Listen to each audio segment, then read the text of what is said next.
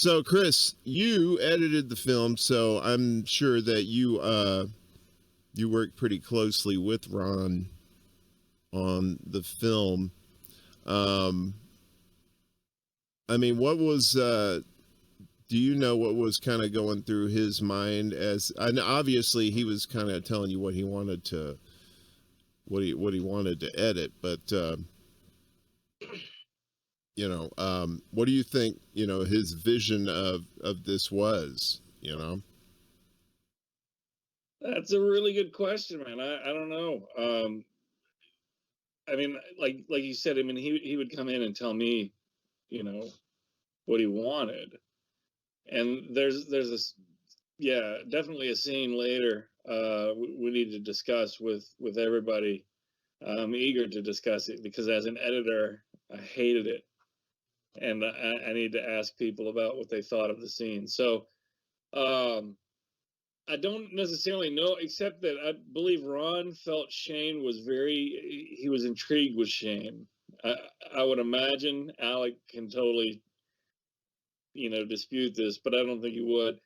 Um, I think he was intrigued with Shane. I think Shane was an intriguing guy, um, and really nice, personable, and of course Ron just loved that. So I really believe that, yeah, he loved Shane, and he thought, oh wow, him running for sheriff, that's going to be a great documentary, and it was.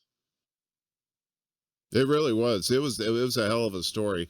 And you know kind of we have to be fair. That's part of the parts of the the documentary were kind of embellished, the lap dancing What? part, yeah, yeah, What are yeah. you talking about? Sorry. So yeah, so that's a little Ron Tibbett sweetening it up a little bit, but I mean, it did detract from the actual story. The actual story of Shane himself and what he went through and what his mom's murder and all that. Um, that was the meat of it. That I think Story that still applied.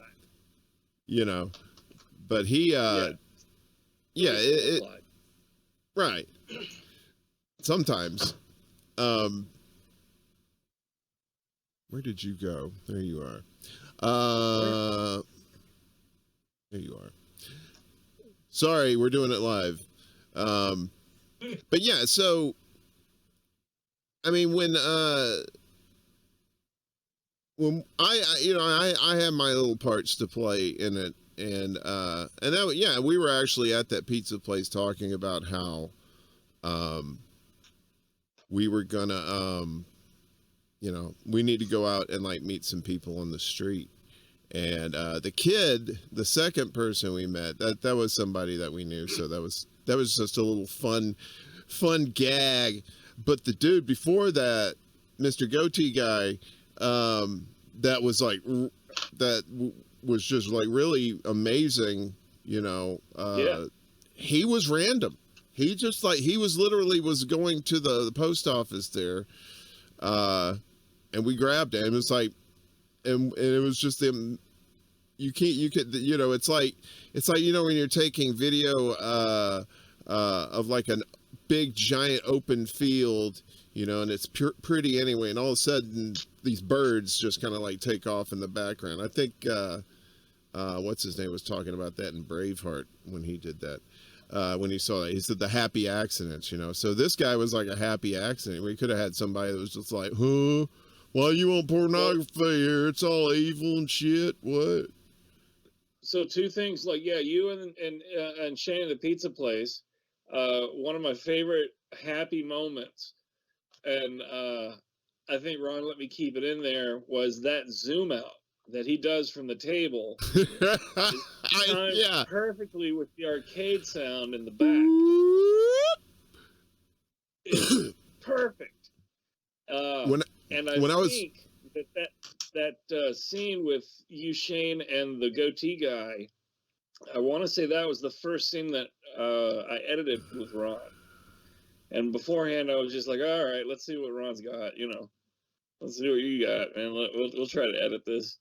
And honestly, yeah, that dude, let's define our terms, and let's do all that. I mean, like, yeah, the great find, lucky find on camera.